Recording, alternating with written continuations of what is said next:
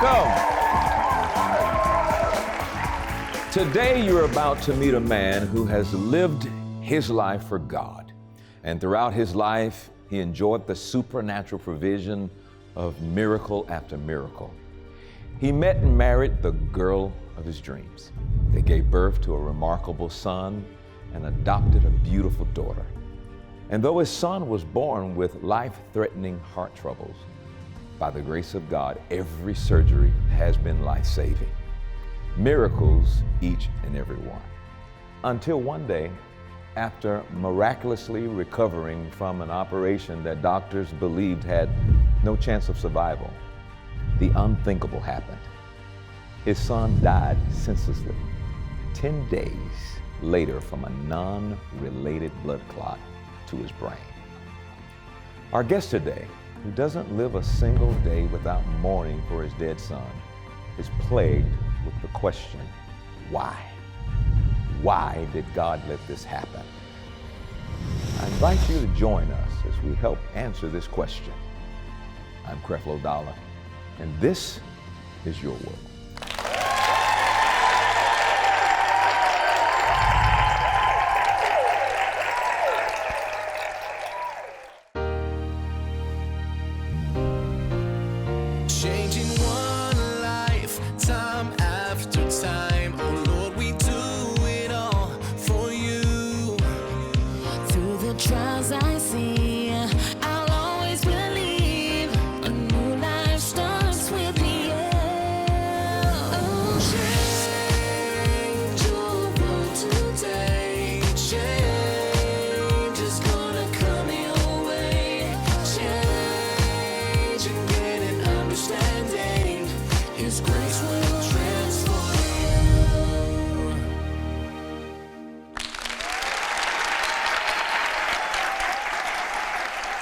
Ladies and gentlemen, please help me welcome David Wilson to Your World today.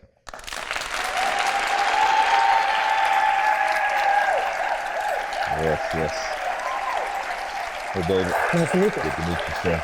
Thank you for coming. You're very welcome. I have been looking forward to hearing your story. Let's start off kind of at the beginning. You were married at a young age, around 22. I was. And you came from Great Britain to America. Let's start there. What was the motivation behind that? Football, soccer. Okay. So originally I was playing soccer in Israel, met an American who said, if you want to come and play soccer in the States, let me know. So I got in contact with him and he said, I've got a scholarship for you at Bryan College, Christian College in Tennessee. And came out, played 4 years of soccer there. But my wife and I had met already, we got engaged, and so she came out in my sophomore year. Oh, wow. So your parents were pastors? Salvation Army ministers, yes. Wow. So we moved every 3 or 4 years across England, as most of the Salvation Army pastors do. So it was a great way of meeting new people. Mm-hmm. The accent got destroyed a little bit from moving from location to location. But yeah, it was a great life. So being married at a young age, how long was it after the marriage that you guys decided to start a family? We moved to Atlanta in 1990, and I was working for the Salvation Army on their Olympic programs. And we decided, we would just really decided that we wanted to move and enjoy being married for a while. So we worked for the church, coordinated the church outreach here for the Olympics in 96. Mm-hmm. Then moved to Sydney, was asked to come and coordinate the outreach down in Sydney down there. So we moved, worked with all big churches, denomination, worked very closely with Hillsong down there. Mm-hmm. And then we decided, okay, time to start a family. We're getting old at that point. We were 36, not too old, I guess, but anyway, we decided, and Kath was serving as the youth pastor at the church, and a young lady came to the church for an abortion. And she wanted some counseling. And so she was from Fiji, and it's about a 4-hour flight from Sydney to Fiji. And Kath said, look, let's talk about it. She counseled her. Eventually she said, well, if you adopt the child, I won't have the abortion. Mm. So Kath and I were thinking, okay, well, that's a little bit strange, but let's go along with it anyway. And 6 months she lived with us, and then she wanted to have the baby in Fiji. So we went to Fiji to have the birth of the child. And long story short, went to the hospital, baby was stillborn. So we end up doing the funeral for the child that we thought we were actually going to adopt. And that was just an experience that we were never even thinking of at that point. But a long story short, we got connected with the folks that were doing the prayer breakfast there, and they said to us, look, if you want to adopt a child, you can just go to any orphanage, choose a child, and we'll make sure it happens. So Was that a little unusual? Or it was very favored? unusual. Yeah, it was just through the church connections that happened. And so what happened was that Kath then worked for 4 months in Fiji to become a resident, and a child was in the hospital, 2 months old. And we'd obviously been praying and very conscious of, going through the right procedures for the adoption and the rest of it. And Kath had been given this scripture, grace be unto you. Yeah. So we named her Olivia Grace, and she was our first child at that point. The adoption went through. We took her home to Sydney. I continued to work on the games. That was about a year before the games. And during the visits to Fiji, Kath got pregnant with Harrison. Oh, so the same time Yes. the adoption process Correct. was going on, she's pregnant. Very same time. Wow. So we found out in the February, and we found out Kath was pregnant in the January. So the timing was fantastic. We took Olivia back. Harrison was due during the actual Paralympic Games. I was working on the Olympics and the Paralympics. And Kath went in for a regular visit for checkup, and they couldn't find a heartbeat, or the heartbeat was irregular. So they said, okay, we need to pull the child today, cesarean section. But he had what they call truncus arteriosus, which was missing an artery, and he had a hole in his heart. So when he came out, he was like he'd run a marathon, panting very heavily. And we could see this was abnormal, even though they're trying to calm us down in our fears, because we're thinking exactly the same what happened to the first child in Fiji. And miraculously enough, they do a heart operation in 6 weeks on Harrison, and he came through that perfectly, no problems at all. And then we grew up together, really, Olivia and Harrison's brother and sister, in Sydney, and then we went off to Salt Lake City to coordinate the Olympics there, and then to Athens, and then to Beijing, and we came back to Atlanta, and Harrison had to have a second heart operation because he'd outgrown the conduit. They put what they call a pig valve in his heart. So he outgrew that and had the operation here. Complete success. We had a limousine pick up Harrison at 6 o'clock in the morning, took him to the hospital, made an experience that this was not going to be life-threatening for it could be, but we were trying to make the most of him. And again, he was 6. He was afraid. We were petrified. You're putting your son in another doctor's hands, and you're getting the update every hour as to how the operation is going. But after 5 or 6 hours, operation went fine. He was out of hospital within 5 days and recovered fantastically. So really, 2 good miracles, right? It really was.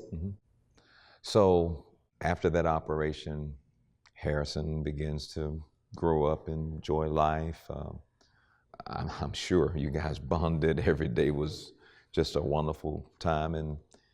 And then he gets up in age. How old was he when we look at this? He was 15. 15. I mean, we knew that was coming around 10 years after he had the last operation. He was going to, again, outgrow that conduit that was in there. Okay. And so we knew that operation was coming up. And Harrison, really not shortness of breath, but you could tell he was starting to feel the fact that his heart was working harder to push it around. I mean, he lived an active life. He was great at soccer, and he'd been playing that for 3 or 4 years. He, like most youngsters, deferred to Xbox and became brilliant at Xbox. Yeah. Outdoing me. Acting, did a lot of acting with his sister as well, and she's still carrying that on, but just really enjoyed life. And we were in London, we were with our family, we hadn't been there for a while, so we were really enjoying it. So we came back to the States, and we knew we had to have the operation. During the operation, which was supposed to be about, again, 6 to 8 hours, we were expecting him to be out in a week. We were told that he would be out in a week, and it went badly wrong. And there was massive bleeding. Rather than, the updates we got every hour, they stopped at hour 8, and then there was nothing for 3 hours. And then they came out and basically said, look, Harrison's in a serious condition. He's got massive bleeding. And at that point, you just think your worst case scenario has come true. I mean, Kath, and we had lots of friends there at the hospital. I just had to leave. I went to the bathroom and vomited. Just couldn't deal with that at all. Came back and, giving you the long story short, he had to have 3 other operations to keep him alive at that point. They were somewhat successful. In total, he was in the hospital for 51 days and just became a torture. I mean, mentally, you're thinking the worst, but from a faith perspective, you're standing firm, you're trusting in what the Lord says. Things go through your mind. I mean, constantly I'm reading scriptures, Abraham and Isaac, offering your son up to the Lord. Why are we not seeing an answer to this? And that continued day in, day out, day in. I can't even imagine the emotional pressure and the stress. And so 51 days, what was the result of all of the operations? Well, it was the 40th day. Significant. And we're thinking, a doctor comes to us and says, okay, something's gone wrong. We need to do a life-threatening. This is his words, this is a Hail Mary operation. We don't know whether he's going to come through this or not. And what do you want to do? Obviously, we're saying, do whatever you need to do. And they got specialists in, and they had 5 or 6 surgeons working on him, 10 doctors from all over the place working on him. And they had to put this butterfly valve through a catheter because they couldn't take him off the life support and they couldn't crack his chest again to feed this thing up to try and sit in this mitral valve. And so we're waiting 5 or 6 hours in this operation. And finally, the surgeon comes up and he says, Dave, we tried this 3 times. And you're thinking immediately, emotions just sink. And he said, an amazing thing happened. We were able to stick the 3rd conduit into that valve to plug it up. And we think he's going to be okay. And then from those 10 days on, then you saw him improve. And his lungs got better. And you're thinking, thank you, Lord, we're seeing victory. On the Friday, I remember it distinctly, the doctors had said, okay, it's the weekend, his lungs are good enough, we're going to take him off the bypass machine on Monday. Saturday morning, he had a blood clot. And every emotion, every worst case scenario, you're just thinking, why is this now happening after we've seen so much success over these last 10 days? Is this happening? And it was something you just don't, it's surreal. You just go through the motions at that point. And it was the most horrendous thing. We had a Catholic priest in there giving the last rites. We'd had numerous charismatic pastors, our denominational pastors in there praying with him. And you're thinking, what did we do wrong? Why did this happen? We ask that question still. You reflect of what the Lord gave you. And the 15 years that we had him. But you ask that. Horatio Stafford is well with my soul. That song, when he lost his 4 daughters at sea and he lost his child in the Chicago fire, you're thinking, how can you write a song like that? And yet I don't have that peace. And you still fight with that. I'd never really cried, apart from when our daughter in Fiji, that we buried her, but couldn't stop crying. Went to counseling with Kath and Olivia, together as a family, individually, to really figure out, Lord, what is your plan in this? You're angry. You're angry at everyone. You're angry certainly at God that he didn't, as the angel came to Abraham, say, okay, no, here's a lamb instead of your son. Just tough to get your head around as to why this happened to us. You know what? While you were talking today, and I can think of several things that I still don't know why, and they are extremely painful. And I don't know if I've ever gotten the why. And I had to come to a point in my life where I can be okay with God not getting the why. I won't mention specifically what it is. It's extremely painful, extremely hurtful. And, the why, when it happened to me, when it came up, Dave, I was in a dark place. I was ready to leave God. In fact, I said to him, how in the world could you would allow this to happen to an 8-year-old boy? And, I even went so far as to say, take my life and let him live. And I did all that.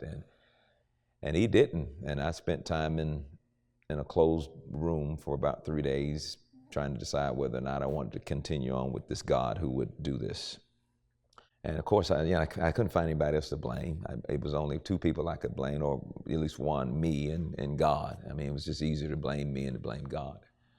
Man, I wasn't in a good space, and I'm just thinking I can't serve this God. So I'm just going to be an atheist and just kind of see if there's another avenue I could go down.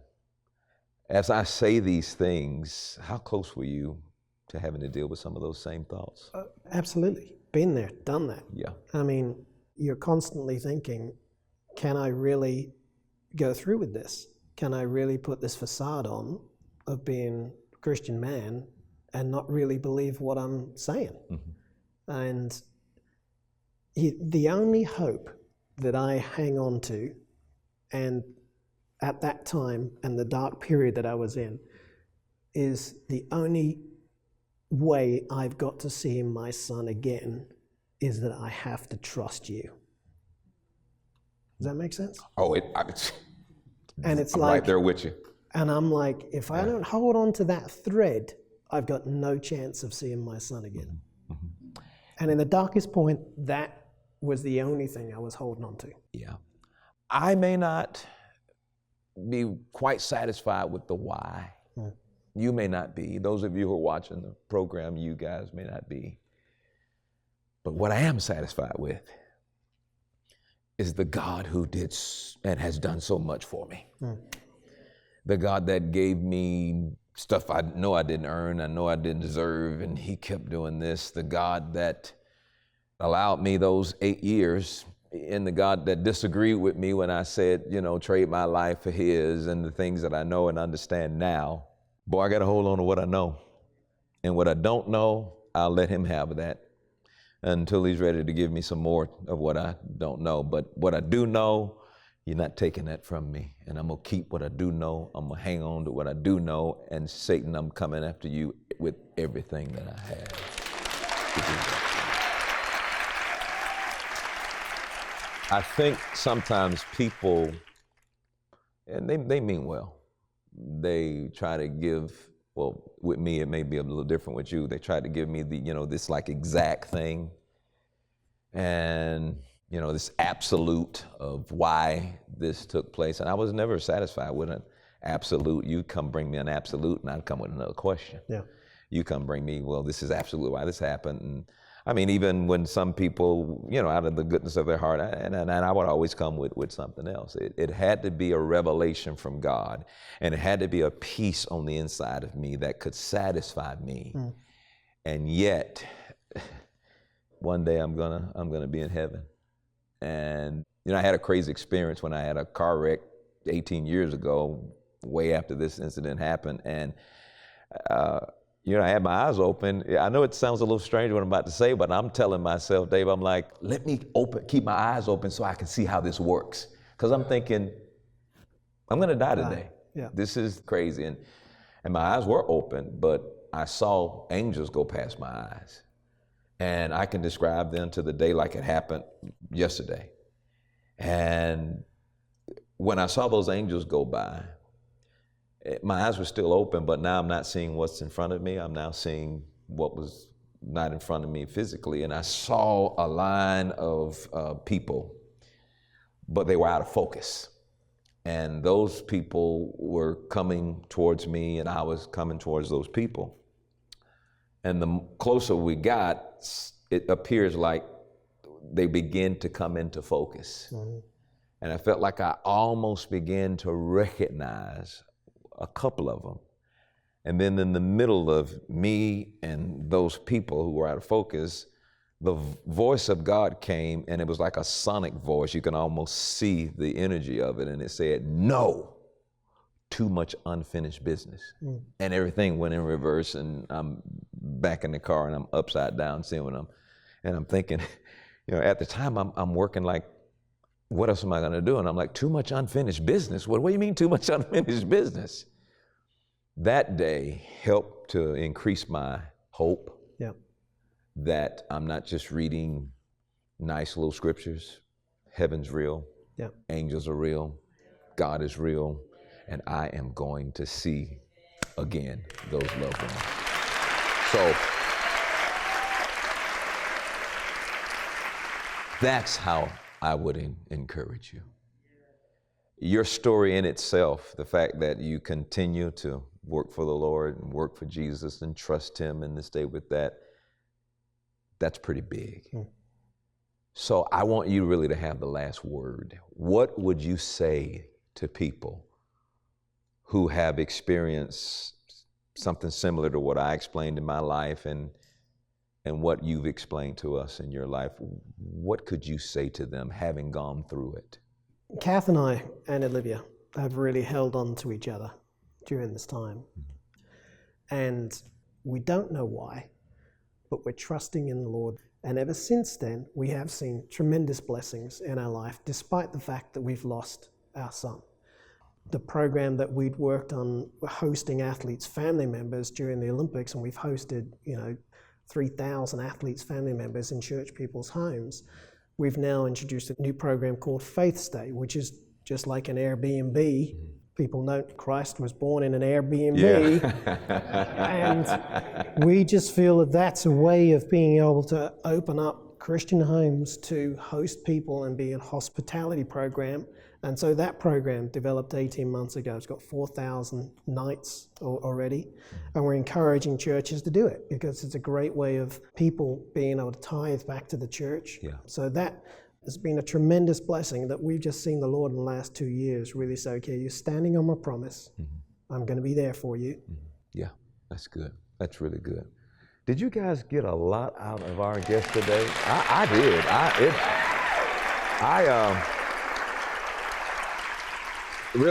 I felt like maybe some stuff that was in my heart still kind of got a little treatment today.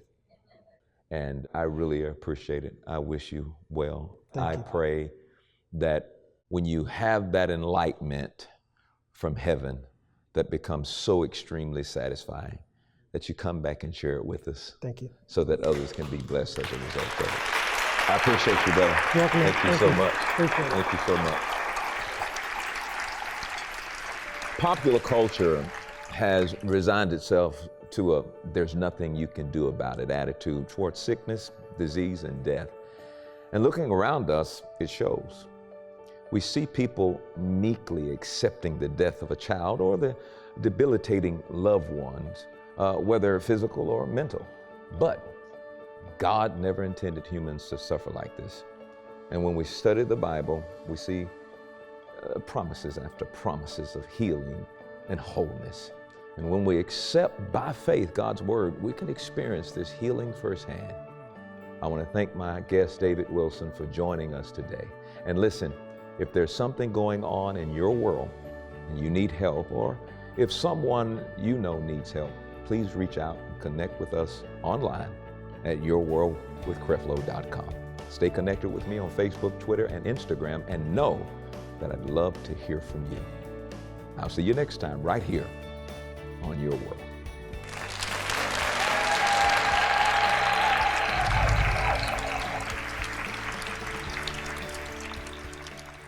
Coping with the loss of a close friend or family member may be one of the hardest challenges that many of us face. When we lose a spouse, sibling, or parent, our grief can be particularly intense. During these times, it may seem like we will never be able to move on or get over our loss, and life may feel meaningless. On this show, you met David Wilson, who lost his son to a senseless blood clot just 10 days after a miraculous heart surgery had saved his life. David and his wife were devastated, rocked by grief, angry at everyone, including God. He asks, why did God let this happen? Well, Creflo Dollar is here to tell you God never intended us to suffer this way. In fact, He promises healing and wholeness for you again and again.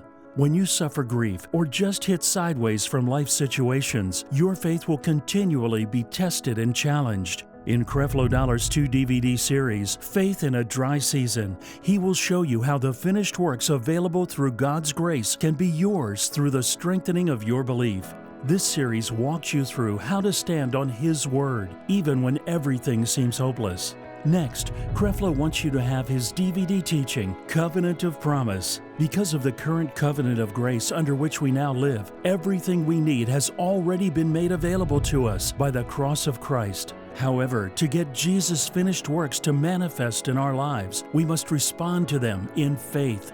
Watch Covenant of Promise and learn how to keep faith through adversity and how to manifest the healing and deliverance you need.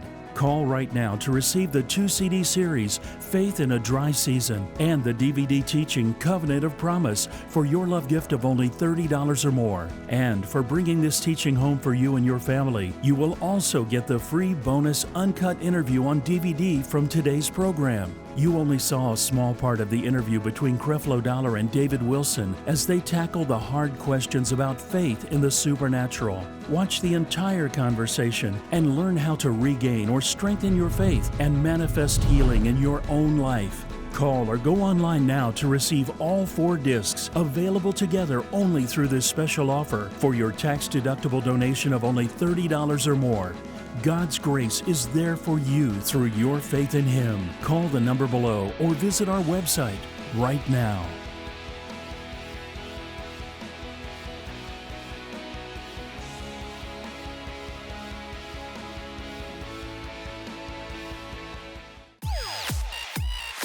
Grab your girls and get ready for the Unfiltered Women's Conference.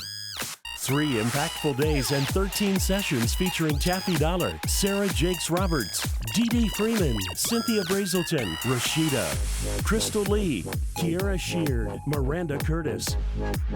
But God wants to position us in a way so we can fulfill our highest potential. If it had not been for you on my side, Lord God, where would I be, Lord God? They can't tell you what you can't do. They can't tell you if you're sick. They can't, flesh and blood cannot tell you who you are. As a matter of fact, I heard you were a conqueror. I heard that you were fearfully and wonderfully made. March 14th through 16th in College Park, Georgia. Register now at taffydollar.org.